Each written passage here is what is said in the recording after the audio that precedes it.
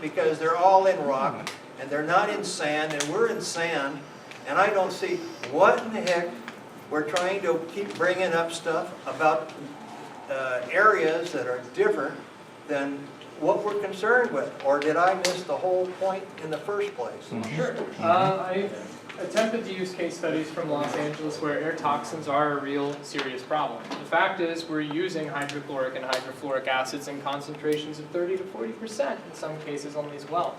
That does lead to air toxic releases, and that's where we've seen problems in our communities. I use other examples to really indicate how much of a problem the industry has been across the nation. We can't ignore the canaries in every single coal mine that are dying. I think it's all indicative of the way this industry operates in the first place. It tells us it's safe, but it has catastrophic risks associated with it. And I think that's what I'm really trying to get at. And we've already seen some of those risks happening here in Los Angeles. Culver City in 2006, there was a well blowout in the Inglewood oil field, evacuated half of the city. Now, why are we concerned with other parts of the state or other parts of the United States? Why do we talk about anything but Los Angeles? Culver City is Los Angeles. It's LA County. All right. All right.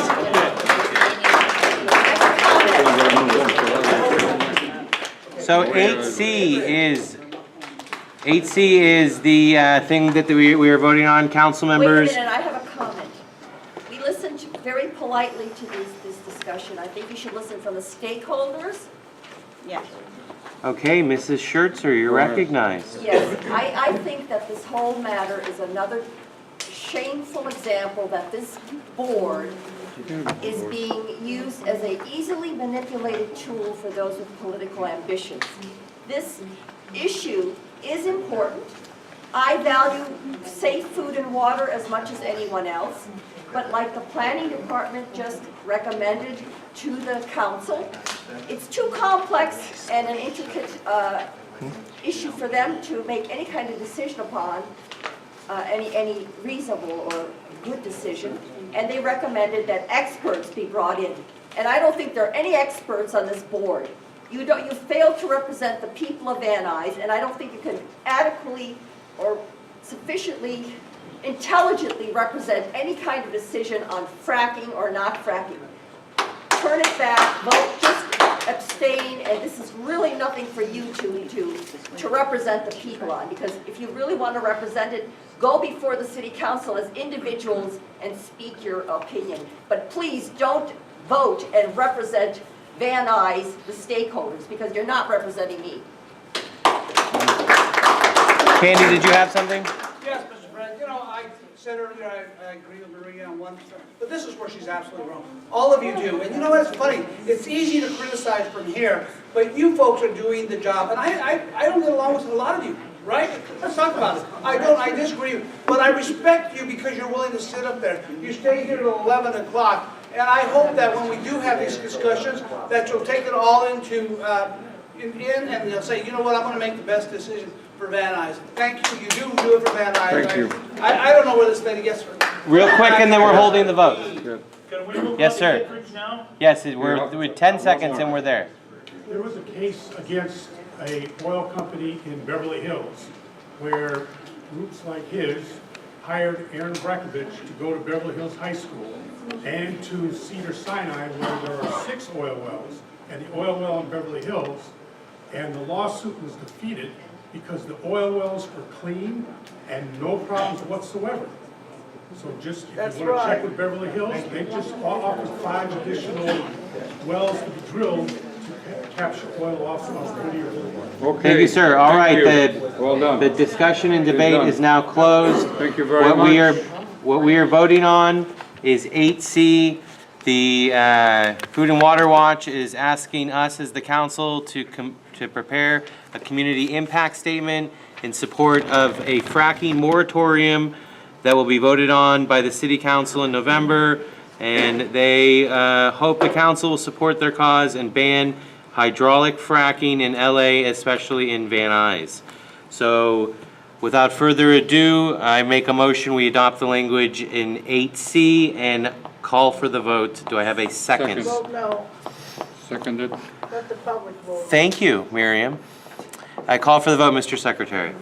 President Thomas. Yes. Vice President Benjamin. Yes. Secretary Hendry, aye. We're gonna have to Mrs. go to Hawk. court.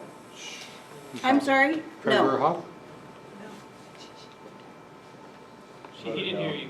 What did you vote? No. No. No, thank you. Is it NO? That's a nice clear no for us. Thank you. Mr. Lazarovich. Yes. Mr. Martin. Yes. Mr. Kamara. Abstain. Mr. Maleka. Yes. Mr. Hanan. Quiet down, please. Aye. Mr. De La Cuesta. Yes. Ms. Patton. Yes.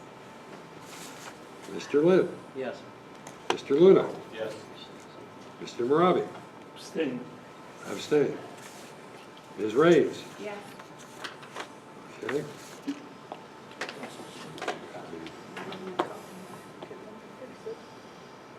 Twelve aye. Okay, passes. All right, 8E. Thank you very We are much. going to be. We're going to do the same thing we did with the fracking debate. We're going to hear from public comments, all the public comments first, and then we will hear from Charles Robbins. First up will be Monica. Monica, you are recognized.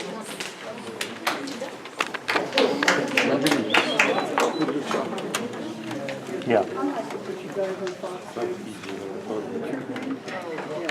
Miriam. Miriam, we're right in the middle of a meeting here.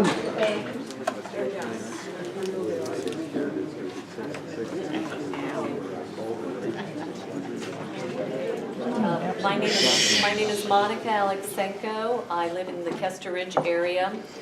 Our city has an excessively large number of help centers that have established themselves in Van Nuys. Our community bears the look and the scars of these facilities. Now we have another type of invasion. Facilities, business offices / treatment centers aren't enough. Now the sneaky purchase of houses among our homes where children play, elderly walk, and people seek quiet enjoyment is being invaded. No one in Kester Ridge received any communication of intent by VFS to purchase 14926 Kittredge. When I asked Mr. Robbins at a recent Plum Committee meeting about this, I was told there wasn't time. It was an 18-day escrow. How very convenient and very insulting to us. I have sat here at council meetings many times when people from other neighborhoods have spoken about the disruption transitional housing has created in their neighborhoods. And disruption is a kind word. The Kester Ridge community does not want this facility among our homes, nor a zoning change where any problematic society can be housed in the future, including sex offenders. We have enough of those already. We want and expect the support of our elected officials and our neighborhood council. Thank you. Thank you.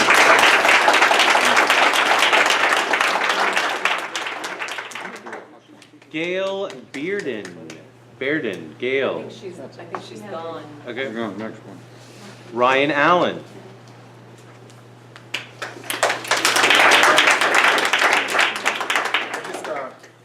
I want to say that I agree completely with what she's saying. I'm a homeowner in that neighborhood, and the last thing we need is a house full of criminals to move in.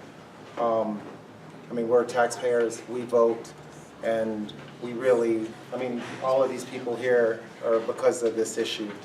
I mean, I'm not for fracking, but I'm definitely not for this. So you guys really need to step up and make sure this doesn't happen. I talked to Ackley earlier this week. I've gone out of my way to make sure that all of you know that this is like a serious issue in our neighborhood. My house has been broken into twice. And to just bring a house full of people that are fresh out of jail is not really what we need in our neighborhood. We got enough of them. Okay, thank you. Lynn Gillo. Is that, how do you pronounce your last name? Gullo. Gullo. Thank you. Sorry, Lynn. I'm not opposed to the work of Valley Family Services. I'm opposed to the location. I'm a homeowner on Saloma. Their proposed halfway house and the number of residents that Mr.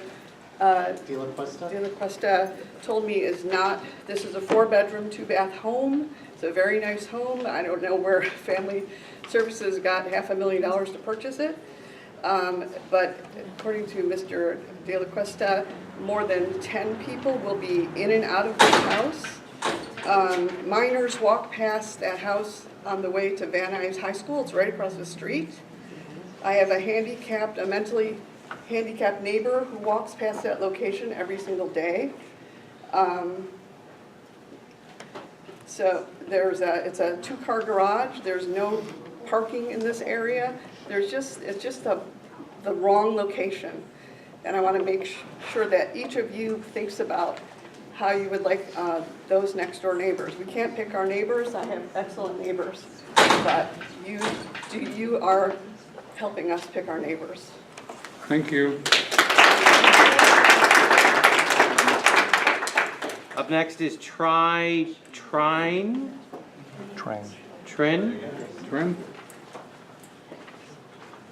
Going once? Maybe not.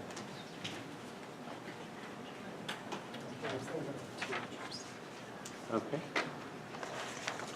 All right, Diana Trin. Diana? All the friends are Nothing? gone. The Trins have left? All right. Lauren Burrell?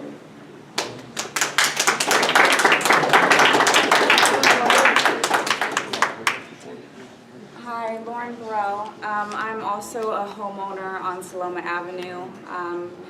I have been in my home for 5 years. I have a 3-year-old. I've also gotten broken into in my home. I live right in front of an alley, and they came and ripped the window seal off of my window, broke into my son's room, and stole so much stuff. We cannot have more crime in this neighborhood. I bought a home in this neighborhood because of the character of the neighborhood. This will completely alter the character of this neighborhood. Between the crime, the prostitution, we have a high school down the street. This absolutely is the wrong thing for our neighborhood and for our community. Thank you, Lauren.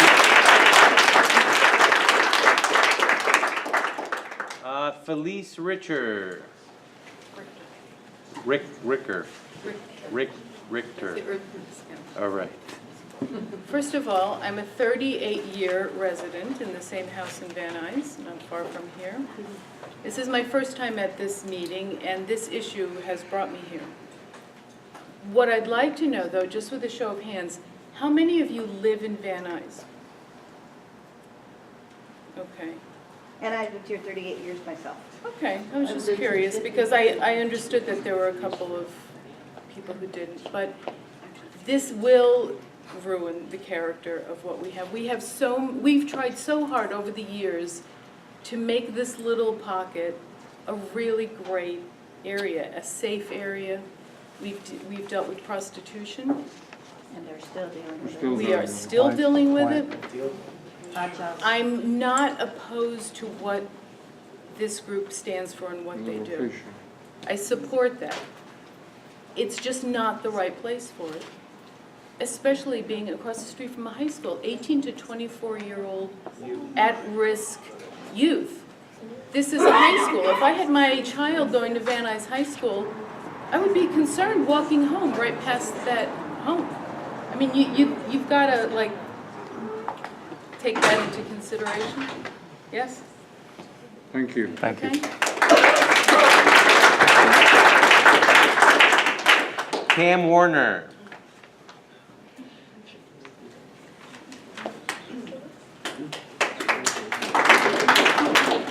Hello. I wasn't expecting to speak tonight, but I can speak to this. I live in Van Nuys for 36 years. I live in the Nuys Neighborhood, I've been robbed 3 times, including coming home and finding 3 men still inside my house. So the only way that we can live is to have a burglar alarm. And I don't think, I never thought that that would be the way I would have to live. And having this halfway house there, while I'm for helping people in any way possible, is really not acceptable in the neighborhood that we have. Not only is it next to the high school, but also not far away is a grammar school from pre-K through 6th grade, very close by. And so it really is an unacceptable place. There are also quite a few derelict homes, which we've been trying really hard to get addressed, and we haven't been able to do it, but we have a lot of problems with people hanging out in those derelict homes, and if we add a halfway house, it's just going to add to that situation.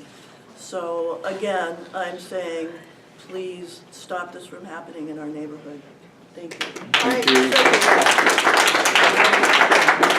Up next, Diane Hilty. Diane Hilty. What's the address of this place? Well, I've lived in Van Nuys for 40 years, and I applaud what everybody has said, and I don't want this in our neighborhood. The thing that I would add to what everybody else has said is that if you, it would be an entry for other, these kids could be just wonderful kids and all that, but once you've changed, and you've given the variance, then it opens it up to every other kind of halfway house. So, thank you. Thank you.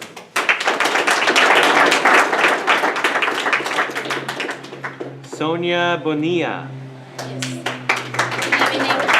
My name is, I've been living in the area for almost 20 years, and I can see how this one is being growing.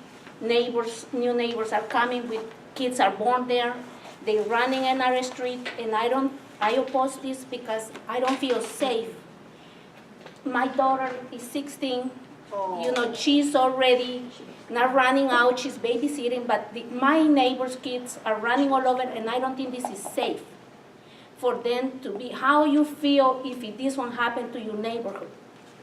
Put yourself in our position, how we feel. We scared, we nervous, we work so hard for our homes.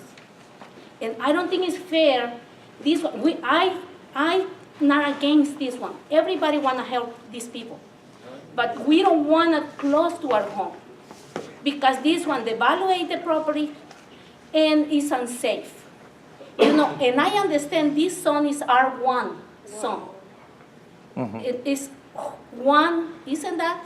And then I don't understand how they're going to build or bring this one. Please put yourself in our positions and feel as a parent, put and think why I will do if this one happened next to my house. I live 4 houses from that.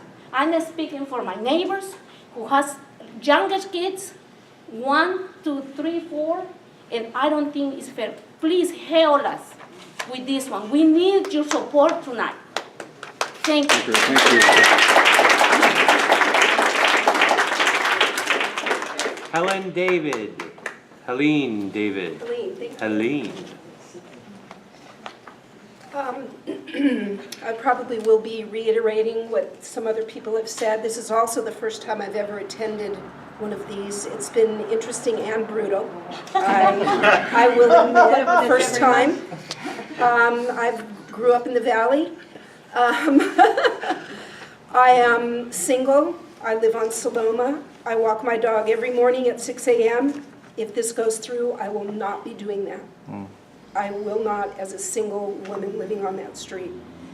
Again, a high school a block away, an elementary school 3 blocks away, beautiful children, my neighbor's kids, out on the street every weekend, every day after school playing. It can't happen. It cannot happen. Property value is going down. Please, please. Thank you. Thank you.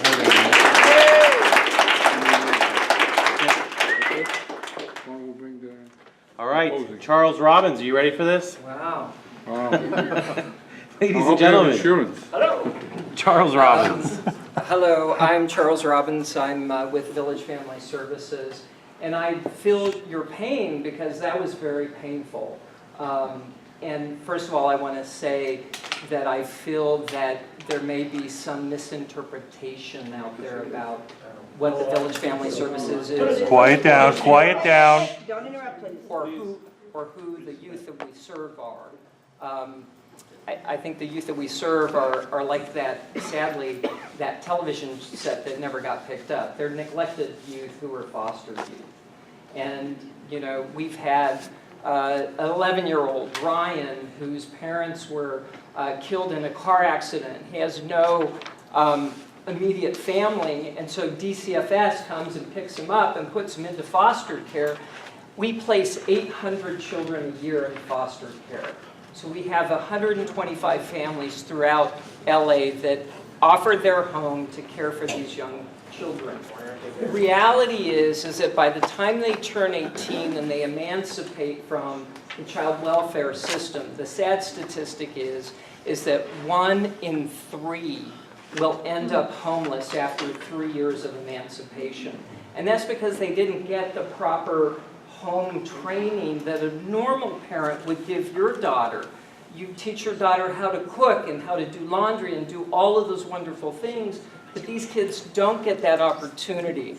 And so our organization works very, very hard to make sure that young people who just got dealt the wrong card have a place where they can thrive and live and go to school and get a job and get past the child welfare system that failed them miserably. It really does. The child welfare system fails our children. And that's why nonprofit organizations like the Village Family Services exist. We believe in young people. We believe that they have a good heart. We believe that they need some caring adults in their life. And this is a location that would provide that for them in a home-like setting where they can learn how to do their laundry, do chores, do everything else that you would expect a young person to do to be able to move on in life and be a success and contribute back to society. So our organization provides intensive case management services. We focus on transition age youth because they're the most vulnerable.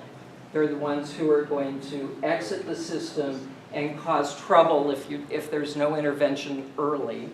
And then we also help those who the system failed at the end. These are not, and somebody I heard mention that these are incarcerated youth that come out of jail. That's not the case. These are transition age, foster, emancipating youth. And that's why the Village Family Services stepped up to be a part of the community. We've been in the San Fernando Valley for 14 years providing really excellent service, especially the Department of Mental Health and Department of DCFS audits find us providing excellent outcomes. Our kids go to school, they graduate, they excel in everything, and that's what we focus on.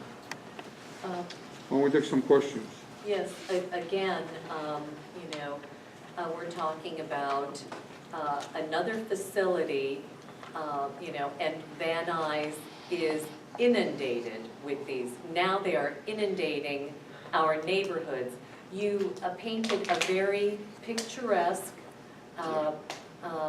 example of an 11-year-old, but we aren't talking about an 11-year-old child. We're talking about 18 to 24-year-olds. And if by